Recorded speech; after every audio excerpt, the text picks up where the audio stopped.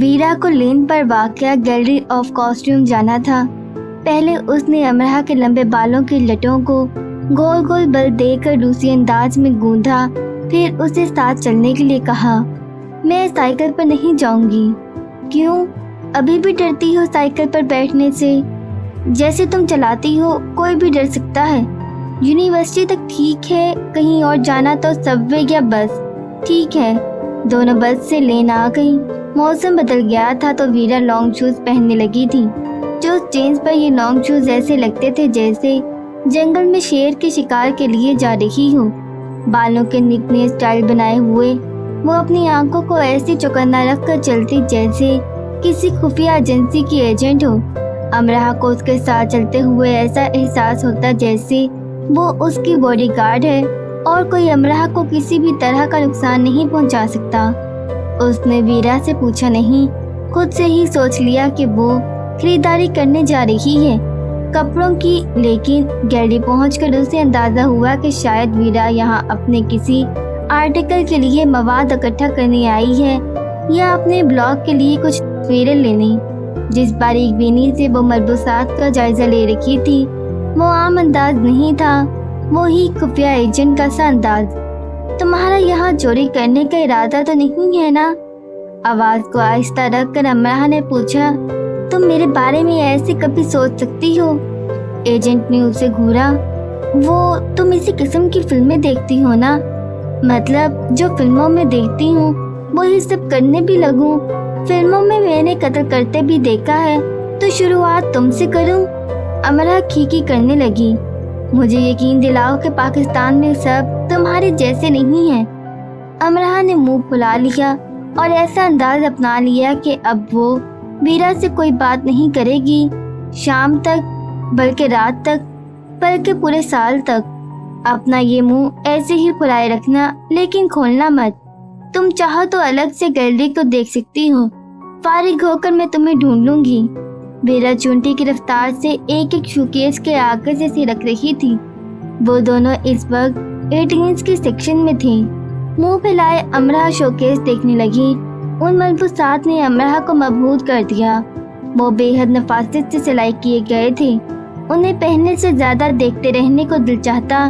مومی پتلے جو انہیں پہنے کھڑے تھے سانس لینے لگتے اور دیکھنے والوں کو اپنے ساتھ وقت کے تغیر کے سفر پر جانے پر مجبور کر دیتے۔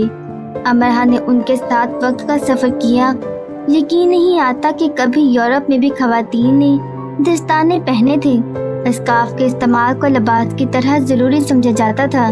ایسے گھیرتا لباس پہنے جاتے تھے کہ اصل جسامت کے بارے میں اندازہ نہیں لگایا جا سکتا تھا۔ پھر ایسے پیارے ملبوسات سے انہوں نے کیوں کر اپنی جان چھڑا لی، ترک کیوں کر دیے؟ تغیر وقت کی روح ہے اور بلا شبہ آنے والا وقت گزر جانے والے وقت سے بدتر ہوتا ہے، ہوتا رہے گا، ایسا ہی فرمایا گیا ہے۔ جب وہ جی بھر کر گیلری دیکھ چکی تو ویرا کے پاس آئی۔ وہ ایک وکٹورین شوکیس کے سامنے کھڑی پینسل سے کاغذ پر اسکیچ بنا رہی تھی۔ اب یہ کیا کر رہی ہو؟ وہ بھول گئی کہ اسے تو اس سے کم رات تک بات نہیں کرنی تھی۔ اپنے لیے ڈریس بنا رہی ہوں، اپنے کام میں مصروف کو بولی۔ وہ ایک وکٹورین فراک کا اسکیچ بنا رہی تھی جو کسی دراز کا شہزادی کا پہناوا رہی ہوگی۔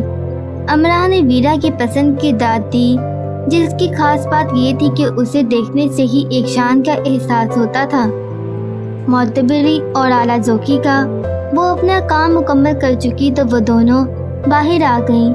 امرا کے پاس مزید 2 گھنٹے تھے، پھر اسے اپنی جاب پر جانا تھا۔ کیسا ہے؟ ویرا نے اسکیچ اس کے آگے کیا۔ زبردست، پر اس کا کرو گی کیا؟ پہنوں گی اپنی شادی پر؟ نہیں، وہ دلربائی کے انداز سے مسکرانے لگی اور ایسے مسکراتے وہ بہت پیاری لگی۔ کانوکیشن پر؟ ارے نہیں، یہ تو دراصل میں نے صوفی کے لیے بنایا ہے۔ اس کی کوئی اسائنمنٹ ہے اور اسے یہ چاہیے تھا۔ ویسے وہ مجھے یہ ڈیزائن کر کے بھیجے گی اور میں اسے پہنوں گی بھی، لیکن ہاں، اگر مجھے اسے کسی خاص دن پہننا ہی ہو تو میں اسے اس دن پہننا چاہوں گی جس دن ایک لڑکی یہ فیصلہ کرتی ہے کہ اسے اپنی زندگی میں کسی اور ایک اپنے ہی جیسے بے حد اہم और इकलौते इंसान को शामिल करना है। यानी वो वक्त जब दो लोग मिला के ये तय कर लेते हैं कि उनमें बादशाह कौन है और मलका कौन। आखिरी फिक्रा वीरा ने निचले लब का कोना दांतों में लेकर शरारत से छोड़ते हुए कहा, जब कोई तुम्हें प्रपोज करेगा उस दिन। वीरा दिल खोल कर हंसी। यहाँ मैंने थोड़ी सी तब्दीली कर दी है। जिस दिन मैं उसे प्रपोज करूंगी उस दिन, जिस दिन तुम मुझे इसमें, उसने स्केच की तरफ इशारा किया। देखो समझ लेना मैं मार का सर करके आई हूँ, कहकर वीरा ने कहका लगाया जैसे ये ख्याल उसे अभी अभी आया और उस नौवारिद ख्याल से महजूज होते उसने उसे दिल में महफूज कर भी लिया। अमरा को उसका इत्तेमाद अच्छा लगा। वो जानती थी उसे प्रपोज नहीं किया जाएगा, बल्कि ये अहम काम वो खुद करना पसंद करेगी। एक फ्रॉक अमरा को भी बहुत पसंद आई थी। वो हल्के गुलाबी रंग की थी। अमरा उस फ्रॉक को अपने सबसे खास दिन, अपनी शादी के दिन ज़ेब तन करने की ख्वाहिश को अपने अंदर पैदा होने से रोक नहीं सकी। ये ख्वाहिश अचानक उसके अंदर जागी, वरना उसने कभी अपनी शादी के बारे में कुछ भी नहीं सोचा था। उसने तो कभी उस शख्स के बारे में भी नहीं सोचा था जिसे कभी तो उसकी जिंदगी में आना ही था। उसकी मंगनी हुई भी तो उसे कोई दिलचस्पी पैदा हुई नहीं थी कि वो कौन शख्स है। हत्ता कि उसकी शादी तय भी हो गई, तब भी उसने ये मालूम करने की कोशिश नहीं की कि वो कौन है, कैसा है। उसने कई बार इस बारे में सोचा कि एक दादा के अलावा वो क्यों बाकी सबसे लाताल्लुक सी रहती है, उनके साथ ताल्लुक क्यों नहीं बना पाती, उसकी दोस्तें दूर दूर से दोस्तें ही क्यों रहती हैं, वो उनके और करीब क्यों नहीं जा पाती। उसने दादा को ये सब बताया तो वो खामोश से हो गए। उस वक्त तो नहीं, लेकिन आने वाले दिनों में दादा ने उसे बताया कि वो ऐसा इसलिए करती है क्योंकि आज तक सबने उसे तकलीफ ही दी है। उसे सब इंसान एक जैसे लगते हैं, सिर्फ तकलीफ देने वाले। अंदर छुपे उस वहम और खौफ की वजह से उसे कोई इतना अच्छा लगता ही नहीं कि वो उसकी जात में दिलचस्पी ले, उससे इंतहा दर्जे का लगाव बढ़ाए। वो और वीरा प्लेटफील्ड्स पार्क आ गए। सैंडविचेस और कोक उनके हाथ में थी। चलते चलते एकदम से वीरा उछली और साथ ही रूसी जबान में गाली दी। फिर तेजी से बिल्कुल सुपरमैन की तरह उड़कर छलांग लगाकर स्केटिंग करते एक हिप हॉप बॉय को गर्दन से जा लिया और देखते ही देखते उस पर लातों, घोंसों और गालियों की बौछार कर दी। फिर उसने उस लड़की को किसी बिल्ली के बलौंगड़े की तरह उठाया और झील के ठंडे पानी में उछाल दिया। शराब की आवाज आई और किनारे पर खड़ी वीरा उंगली उस बलौंगड़े की तरफ लहरा लहरा कर उसे मजीद अलकाबाद से नवाजती रही। वीरा के गुस्से और उंगली लहराने की रफ्तार को देखकर अमरा अंदाजा लगा सकती थी कि रूसी जबान में इस वक्त क्या नशर किया जा रहा था। बलौंगड़े ने पानी में डुबकी लगाई और तेजी से हाथ पैर मारता दूसरे किनारे से निकलकर भाग गया। क्या किया था इस पहाड़ी बकरे ने? अमरा को उसके भागने के अंदाज पर बहुत हंसी आई। मेरी कमर पर चुटकी भर कर गया था। तुमने कैसे उस पर तशद्दुद किया, उसे ठंडे पानी में फेंक दिया। कोई मसला हो गया तो वो पुलिस ले आया तो पुलिस ले आए या फौज, मैं तैयार हूँ। मुझे डरने की जरूरत है न शौक। तुम रूस में नहीं हो वीरा, अपने मुल्क की और बात होती है। अपनी दुनिया में तो हूँ ना अमरा, और बात अपने मुल्क ये दूसरे मुल्क की नहीं। बात तो ज्यादती को बर्दाश्त करने की है, जो कभी भी कहीं भी बर्दाश्त नहीं की जानी चाहिए। अच्छा चलो सुनो, एक बार स्कूल ग्राउंड में मेरे एक क्लास फेलो ने मुझे हरासा किया था। मैं 10 साल की थी उस वक्त। वो एक लोफर और गंदा लड़का था। अगले दिन खौफ से मैं स्कूल नहीं गई। मेरे पापा को मेरे स्कूल न जाने की वजह मालूम हुई तो उन्होंने मुझे घर के बाहर पहाड़ की तरह जमी बर्फ में गर्दन तक दबा दिया। मेरे बदन पर एक भी गर्म कपड़ा नहीं था। मैं चीखने और चिल्लाने लगी। वो खामोशी से मेरे पास बैठे रहे। जब मैं बिल्कुल मरने के करीब हो गई तो उन्होंने मुझसे पूछा कि बर्फ के इस ढेर में दबे रहना बहादुरी है या स्कूल से छुट्टी कर लेना, वो भी नाम नेहाद खौफ और बुज़दिली की बिना पर। वो मुझसे बार बार यही एक सवाल पूछते रहे میرے ہونٹ نیلے پڑ گئے اور میری جان نکلنے میں کچھ ہی وقت رہ گیا تو انہوں نے کہا کہ اگر تم نے باقی ماندہ زندگی بھی ایسے بزدل بن کر گزارنی ہے تو خود کو اسی برف میں دفن رہنے دو، مر جاؤ اسی ڈھیر میں، بزدلوں کو مر ہی جانا چاہیے۔ امرا ویرا کی شکل دیکھ کر دنگ ہو رہی تھی۔ روز کی ٹھنڈ اور برف کے بارے میں جانتی ہو؟ ہاں، امرا نے ساتھ زور زور سے سر بھی ہلایا۔ کیا ٹھنڈ ٹھنڈ ہوتی ہے، برف برف ہوتی ہے؟ کیا جواب دیا تھا اس نے۔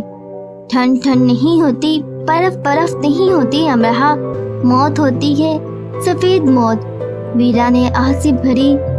تم نے اس لڑکے کے ساتھ پھر کیا کیا؟ اس اسکول والے کے ساتھ؟ کچھ زیادہ نہیں، میں نے اسکول کے بعد اسے ایک ویرانے میں گھیر لیا اور اس پر لاتوں گھونسوں کی برف باری کر دی، لیکن ذرا سختی سے۔ 1 ماہ کے اندر اندر اس نے اسکول چھوڑ دیا۔ ویرا نے آنکھ مار کر کہا، اور اب اس بلونگڑے کے ساتھ بھی کچھ زیادہ نہیں کیا؟ ٹھنڈے پانی نے اس کے اندر کے گندے کیڑوں کو بھگو بھگو کر کچل ڈالا ہوگا۔ ویرا نے کہکا لگایا اور امرا کے گلے میں باہیں ڈال دیں۔ تم بہت بہادر ہو ویرا، امرا نے اس کے گال کی چٹکی بھر کر کہا۔ اگر مجھے ایسے برف میں دبایا نہ جاتا تو میں کبھی ایسی بہادر نہ ہوتی۔ امرا پر سوچ کی پرتیں کھلی اور اس پر واضح ہوا کہ ایک ویرا تھی جسے بہادر بنایا گیا تھا، ایک امرا تھی جسے مسل مسل کر رلایا گیا تھا۔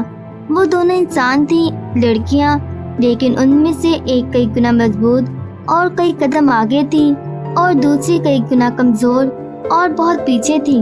دونوں انسان ہی تھیں، پھر بھی برابر نہیں تھیں۔ تو تمہارے فادر تمہاری طاقت ہے؟ امرا کو اس پر رشک آ رہا تھا۔ وہ میرے استاد ہیں، انہوں نے اپنی طاقت مجھے نہیں دی بلکہ میرے اندر کی طاقت کو میرے اندر بیدار کیا ہے۔ جب ایک باپ اپنی بیٹی کے اندر اس طاقت کو بیدار کرتا ہے تو وہ زندگی کے ہر بڑے میدان میں فاتحہ بننے کے لیے اپنی بیٹی کو تیار کر لیتا ہے، اور یہ پاور صرف ایک باپ اپنی بیٹی کو دے سکتا ہے۔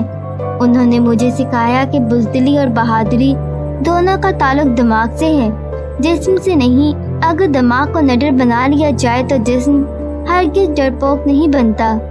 وہ کہتے ہیں نا کہ کوئی آپ کو انگلی لہرا کر دھمکائے، آپ اس سے مکہ مار کر خاموش کروا دیں، تو میں مخالف کا رد عمل نقصان بھی پہنچا سکتا ہے۔ ہاں، ایسا ہو سکتا ہے۔ تو کیا نقصان کے خوف سے میں بزدل بنی رہوں، خاموش رہوں؟ ایسا میں نہیں کر سکتی۔ ویسے تمہارے پاپا نے کیا سکھایا ہے امرا؟ ایک گہرا سایہ امرا کے چہرے پر سے ہو کر گزرا۔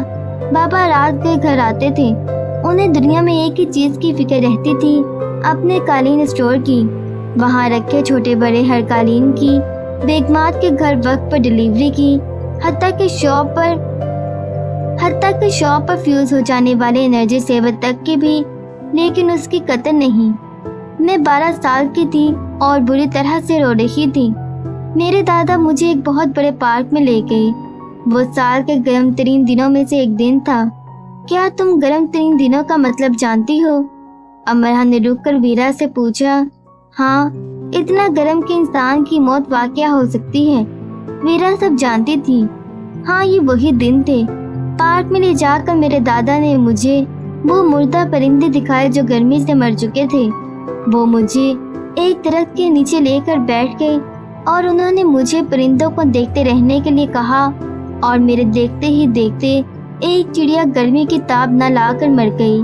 میرے دادا مجھے اس کے قریب لے گئے اور مجھ سے پوچھا، امرا، مرنے سے پہلے کیا تم نے اس چڑیا کو روتے، آہو بکا، شکوے شکایتیں کرتے دیکھا؟ گرمی نے اسے اتنی تکلیف دی، کیا اس کی میٹھی چوچو بھدی آواز میں بدلی، بلکہ یہ بچیری تو خاموش ہو گئی۔ پھر تو یہ معصوم سی چڑیا انسانوں سے بڑھ کر ہو گئی۔ دادا نے چند چھوٹے کنکر اٹھا کر پرندوں کو مارے، وہ خاموشی سے پھر سے اڑ گئے۔ انہوں نے اپنی جگہ بدل لی، لیکن واویلا نہیں کیا، نہ روئے نہ چلائے۔ پھر انہوں نے مجھے بتایا کہ کائنات کی ادنا مخلوق، حشرات، پرندے اور دوسرے جانور کبھی انسان کی طرح آہو بکا نہیں کرتے، انسان کی طرح روتے چلاتے نہیں، واویلا نہیں مچاتے، لیکن کائنات کی عرفہ و اعلیٰ مخلوق انسان یہ کام بہت شوق سے کرتا ہے، ایسے گلا پھاڑتا ہے، سینہ کو بھی کرتا ہے جیسے کائنات کے رب نے ظلم کے دکھوں کے سبھی پہاڑ اس پر توڑ ڈالے ہیں۔ ایک اکیلا وہی تکلیف اٹھا رہا ہے، وہ یہ نہیں دیکھتا کہ یہ دکھ، یہ تکلیف اسے کتنا فائدہ دے رہی ہے، اس کی استاد بنی اسے کیا کیا کچھ سکھا رہی ہیں۔ بس وہ روئے چلا جاتا ہے۔ تو تمہارے دادا کے پاس ساری مشرق کی حکمت ہے؟ نہیں، ان کے پاس بہت صبر اور تھوڑا بہت علم ہے۔ وہ ایک اچھے استاد رہے ہیں اور میں ایک بری شاگرد۔ ہم اپنے استاد کو وہاں ناکام کر دیتے ہیں جب ہم اس کی سنتے ہیں لیکن مانتے نہیں۔ ہر دن ہر رات وہ مجھے ایسی ہی باتیں سناتے، لیکن میں نے تو اپنے وجود کو جیسے پتھر کا بنا لیا تھا۔ قطرہ قطرہ سوجھ بوجھ کی کوئی بھی بوند اس پر اثر نہیں کر رہی تھی۔ اب تم سب کو دیکھتی ہوں تو خیال آتا ہے کہ اپنی زندگی کن اندھیروں میں گزارتی رہی ہوں۔ ذرا سی ہمت کرتی تو ان اندھیروں سے نکل سکتی تھی۔ کیسے اندھیرے؟ تم سنو گی تو ہنسو گی۔ میں ہنسنا چاہتی ہوں لیکن بتاتے بتاتے میں رو پڑوں گی۔ اس نے بھی سنجیدگی سے کہا، جھیل میں بطخیں ایسے سکون سے تیر رہی تھیں جس سکون سے انسان کا واسطہ کم ہی پڑتا ہے۔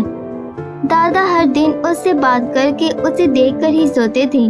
وہ چلتے پھرتے کسی بھی وقت دادا سے اسکائپ پر بات کر لیا کرتی تھی، انہیں دیکھ لیا کرتی۔ موبائل کے ذریعے ہی اس نے دادا کو اپنی جماعت اور یونیورسٹی دکھائی تھی، اور کلاس میں اس کے اہم جماعتوں نے ہاتھ لہرا کر یک زبان ہو کر کہا تھا، ہیلو گرینڈ پا، اور گرینڈ پا اتنے خوش ہوئے تھے کہ پھولے نہیں سمائے تھے۔ بڑے اچھے لوگ ہیں امرہ یہ سب۔ تو وہ بہت خوش ہوئے۔ ہاں جی، بہت ہی زیادہ اچھے ہیں۔ اس نے دادا کو آئس لینڈ کی وہ خاتون بھی دکھائی جو 2 کم 70 سال کی عمر میں ماسٹرز کر رہی تھی، اور یونیورسٹی کے باقی اسٹوڈنٹس اور اپنے کلاس کے پروفیسر سے یہ درخواست کرتی پائی جاتی تھی کہ ان کی عمر کو بالائے طاق رکھ کے انہیں بھی دوسرے اسٹوڈنٹس کی طرح عام اسٹوڈنٹ سمجھا جائے، انہیں کوئی رعایت نہ دی جائے۔ وہ اس وقت بھی برا مان جاتی تھی جب لائبریری میں کوئی ان سے یہ کہتا تھا کہ وہ 6 یا 8 کتابوں پر مشتمل سیٹ کو ان کے کمرے تک چھوڑاتا ہے۔ یونیورسٹی اسٹاف کو ان سے بہت توقعات تھی اور سب کا ماننا تھا کہ وہ ضرور دنیا بھر میں مانچسٹر یونیورسٹی کا نام روشن کریں۔ دادا آپ بھی آ جائیں، یہاں چھوٹا موٹا کوئی کورس ہی کر لیں۔ اس عمر میں کیا کروں گا کورس کر کے؟ یہی سوال میں نے مسز ریچل سے پوچھا تھا کہ اس عمر میں تاریخ کو کنگال کر اس میں گھس کر اور پھر اس میں ڈگری لے کر وہ کیا کریں گی؟ تو انہوں نے کہا، عمر کوئی چیز نہیں ہوتی، اصلی چیز تو زندگی ہوتی ہے، اور میرے وجود میں زندگی ایسے ہی دوڑتی ہے جیسے کسی نومولود کے جسم میں۔ تو جب زندگی کا معنی ایک ہے، زندہ رہنا، تو میں کسی شاندار مقصد کو لے کر زندہ کیوں نہ رہوں؟ اس سے پہلے میرا مقصد میرے بچوں، میرے خاندان کی پرورش اور دیکھ بھال تھا۔ جب میں اس سے فارغ ہو گئی تو میں نے ایک نیا مقصد اپنا لیا۔ اس میں عمر اور نفع نقصان کی تو بات ہی نہیں ہے، یہ تو مقصد پا لینے کی بات ہے جو میں پا رہی ہوں۔ دادا سن کو متاثر تو ہوئے، پر اتنے نہیں کہ مانچسٹر آ کر مسز ریچل کے ہم جماعت بن جاتے۔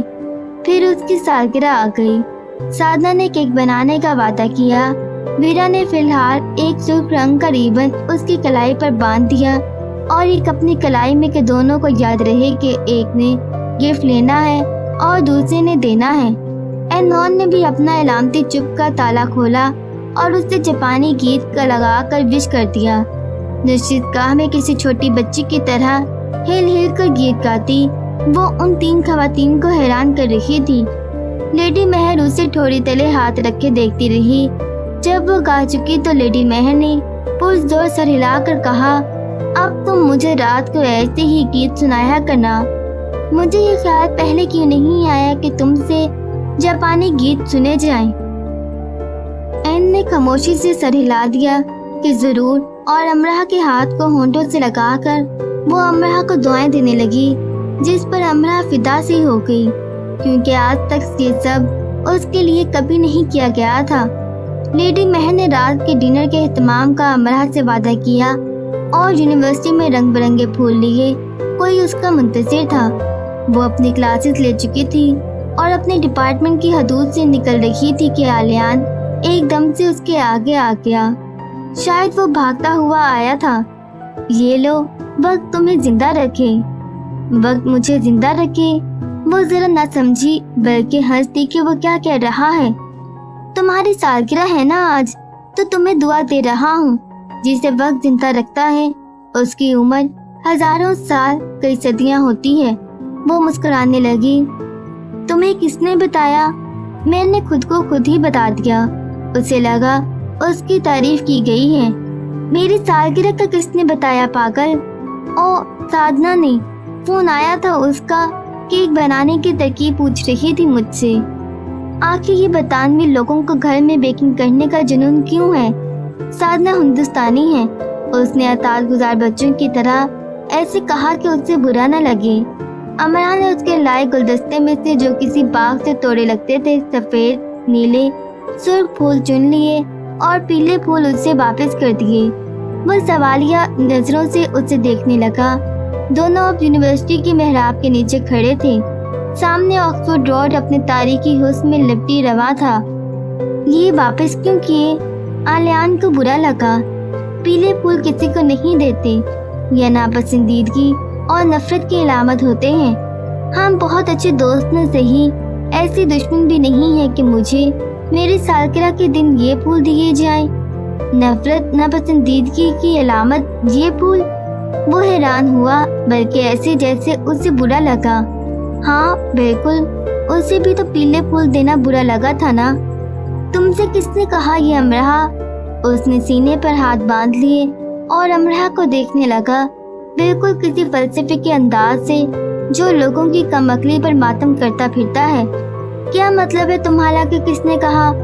अब यूनिवर्सिटी की तारीखे मेहराब के नीचे एक नई क्लास लगी थी। तुमसे ये किसने कहा कि ये नफरत और नापसंदीदगी की अलामत है? सबको मालूम है ये। उसने ऐसे कंधे उचकाए जैसे उसे ये जता रही हो कि तुम्हें इतनी सी बात भी नहीं मालूम। अफसोस, वैसे तुम बड़े मास्टरमाइंड बनते हो। अफलातून कहीं के। सब कौन? उफ, ये सारी दुनिया। सब और कौन? एकदम से अमरा के तासुरात में गुस्से और कोफ्त का ग्राफ बढ़ने लगा। आलिया ने पूरे दिल से कहकर लगाया, तुम इतनी सती हो अमरा, या तुम उन लोगों की बातों पर ध्यान देती रही हो जो नफरत और इंतशार के मौजिद हैं, जो हमेशा कुदरत के कवानीन में घुसते हैं और पूरे दिल से उन कवानीन में रद्द बदल कर देना चाहते हैं। ये वो लोग हैं जो एक फूल भी खुद नहीं बना सकते, लेकिन उसी फूल को नापसंदीदा, काबिल नफरत बना देते हैं। ये इलामत आखिर क्या चीज होती है? ये फूल है अमरा, सिर्फ फूल। अगर ये उससे ज्यादा कुछ और भी है तो वो ये कि ये अपने वजूद में कामिल है। ये खुद को खुद ही मुकम्मल करता है। इसका खिलता हुआ रंग देखो कितना कामिल है। ये अपने रंग में कहीं ना कहीं कम नहीं है, ना ज्यादा। एक जैसा। इसकी पंखुड़ियाँ कितनी नरम और मुलायम है, कितनी जाजिब नजर। कोई मिलावट नहीं इनमें। दुनिया की बेहतरीन फैक्ट्रियों में बनने वाला रेशम भी इस जितना मुलायम नहीं होगा जितना ये जमीन के वजूद से निकल कर हुआ है। अपनी तख्लीक में ये फूल किसी से कम नहीं। दाद दो कुदरत को, तारीफ करो कुदरत की। उल्टा तुम मुझसे नापसंदीदा अलामतें दे रही हो। तुमने उसकी खूबसूरती पर गौर नहीं किया और उससे नापसंदीदा जान लिया। अपनी तख्लीक में ये फूल किसी से कम नहीं, कायनात की किसी भी शय से भी। ये अपने मुकाम पर बादशाह है। इसके सर पर ताज है इसकी तख्लीक का कि तुम्हारी तख्लीक जैसी होनी मकसूद पाई भी तो तुम वैसे ही हो। ये किसी भी तरह हेज नहीं, इसमें कोई कमी नहीं। कमी है तो उन दिमागों में जिनमें ये फतूर पैदा होता है। कोई फूल, कोई रंग, कुदरत की बनाई गई कोई चीज काबिल नफरत नहीं होती। ये खपती लोगों की बातें हैं। सर उठाकर आसमान को देखो। अगर सारी दुनिया उस आसमान को कोई फजूल और बकवास से अलामत दे देगी तो तुम उसे भी बुरा मानने लगोगी। वसी समुंदर, नीली झीलें, सब्ज सफेद पहाड़ कितने कामिल हैं। अगर उन्हें भी अलामतें दे दी गईं तो क्या नफरत करने लगोगी उन सब से भी? तुम वो सबक क्यों पढ़ रही हो जो दुनिया के महबूदुल हवास लोगों ने गायब दिमागी में लिखा है, कुदरत के खिलाफ जाकर लिखा है, कुदरत को हेज करने के लिए लिखा है। अमरा की सारी जिंदगी पीले फूल को नफरत की अलामत समझते गुजर जाती अगर अब भी उसे ये सब न बताया जा रहा होता। आखिर उसने आज तक ये बात खुद क्यों न सोची? दिमाग तो उसके पास भी था ना। मेरा ज़ाती ख्याल है कि फूलों के दो ताजरों के कारोबारी हसद का नतीजा है ये सब। एक ताजिर के पास पीले फूल होंगे, वो कारोबार में बहुत तरक्की कर रहा होगा, उसके ये पीले फूलों का बाग तेजी से फल फूल रहा होगा। दूसरे के किसी दूसरे रंग के होंगे, चलो सुर्ख लगा लो। अब सुर्ख फूल के मालिक ने ये सोचा होगा कि सुर्ख फूल को किसी ऐसे जज्बे के साथ जोड़ दिया जाए कि रातों रात उसकी मांग में इजाफा हो जाए और अपने कारोबारी हलीफ के फूलों को किसी ऐसे जज्बे से मुंसलिक कर दिया जाए कि लोग उसे लेना ही पसंद न करें। और फिर उसने ये किया और वो ऐसा करने में कामयाब हो गया। देखो तुमने कैसे मेरे हाथ में मेरे फूल वापस कर दिए, वही फूल जो मुजस्सिम शिकार हैं। अमरा ने उसके हाथ से फूल वापस ले लिए और तेजी से बस की तरफ भागी जिसमें बैठकर उसे जाना था। आलियान उससे चंद कदम दूर था। ये बात तुम्हें किसने बताई है आलियान? बस की खिड़की से सर निकाल कर उसने फूलों की तरफ इशारा करके पूछा। मैंने खुद को खुद ही बताई है, आलियान ने तेज आवाज में और हंसकर कहा। बस दूर चली गई थी लेकिन वो वहीं खड़ा बस की गुजरगाह को देखता रहा। रात के डिनर का एहतमाम ठीक ठाक था। दादा को ऑनलाइन देखकर उसने साधना का बनाया केक काट लिया था। लेडी महर ने उसे यूनिवर्सिटी की तस्वीर वाला क्रॉस बैग दिया। साधना ने पाजेबें और एनोन ने हाथ से बनी एक छोटी सी गुड़िया जो उसकी मामा ने उसके बैग में 1 दर्जन से ज्यादा रखती थी कि यूनिवर्सिटी में उसे जो जो अच्छा लगे उन्हें देती जाए। ये गुड़िया उसने लेडी महर, वीरा और साधना को भी दी थी। अमरा ने उस गुड़िया को यूनिवर्सिटी बैग की ऊपरी सतह पर लगा लिया। सबको मालूम होना चाहिए ना कि एनोन उसे पसंद करती है, तो अब वो उन लोगों में घिरने लगी थी जो उसे पसंद करते हैं। उसकी हर खामी और हर खूबी के साथ उसने अपने घर में कभी सालगिरह नहीं की थी, क्योंकि उससे अपने दुनिया में आने की कोई खुशी नहीं थी, बल्कि उसे ये सोचकर ही कुफ्त होती थी कि वो आज के दिन पैदा हुई थी। एक ऐसी तारीख जिसे दादी साल में कितनी ही बार दोहराती थी कि उस दिन ये हुई तो ये हुआ। उसने साधना को एक बार ऐसे ही ये सब बताया तो वो हैरत से उसका मुंह देखने लगी। लेकिन तुम तो मुसलमान हो अमरा, और मुसलमानों में तो ये सब बातें नहीं होती। अमरा उसे क्या बताती कि अब मुसलमानों में भी क्या क्या होने लगा है। हमारे मोहल्ले में एक मुसलमान खानदान आबाद था। मजीद भाई थे, स्कूल में पढ़ाते थे और अपना ट्यूशन सेंटर भी चलाते थे। उनकी नई नई शादी हुई तो उन्हें नौकरी से निकाल दिया गया। फिर उसी महीने उनके ट्यूशन सेंटर में आग लग गई और फिर चंद ही दिनों बाद उनके मकान की छत गिर गई। सबने कहा बहुत सब्ज कदम है, लेकिन उनकी माता और वो आगे से हंसते रहे, कहते जो होता है अल्लाह के हुक्म से होता है। वो 3 साल बराबर उनके साथ ऐसा ही कुछ होता रहा, लेकिन उन्होंने कभी एक बार भी लोगों की बातों पर कान नहीं धरे कि ये सब उनकी शादी के बाद उनकी बीवी के कदमों से हुआ है। वो सबसे यही कहते कि हमारे मजहब ने हमें ऐसा कहने और सोचने से मना किया है। साधना आतिशदान के करीब बैठी आर्यान के मुंह से बुन रखी थी और बहुत मुदल्लल अंदाज से उसे सब बता रखी थी। उसके पास साधना के उस सवाल का जवाब नहीं था कि वो मुसलमान है और मुसलमान ऐसा नहीं सोचते। उसका जवाब उसकी दादी, उसकी माँ और खानदान के बाकी लोगों के पास था। वही बता सकते थे कि कुरान और हदीस में तो ऐसा कुछ नहीं लिखा। फिर वो कहाँ से सीख सीख कर ये सब कहते और करते हैं, और ये सब करते हुए क्या वो भूल जाते हैं कि एक दिन उनके कहे एक एक लफ्ज का हिसाब किताब भी होगा। जो कहा होगा उसके बारे में पूछा जाएगा, तब वो कौन सा जवाब घर कर देंगे। यही कि वो कम अकल और अनजान थे اور ان کے جواب کو درست نہیں مانا جائے گا، کیونکہ جو کلام پاک پڑھتا ہے وہ نہ کم عقل ہوتا ہے نہ ہی انجان رہتا ہے۔ اگر وہ ٹھیک ٹھیک پڑھتا ہے تو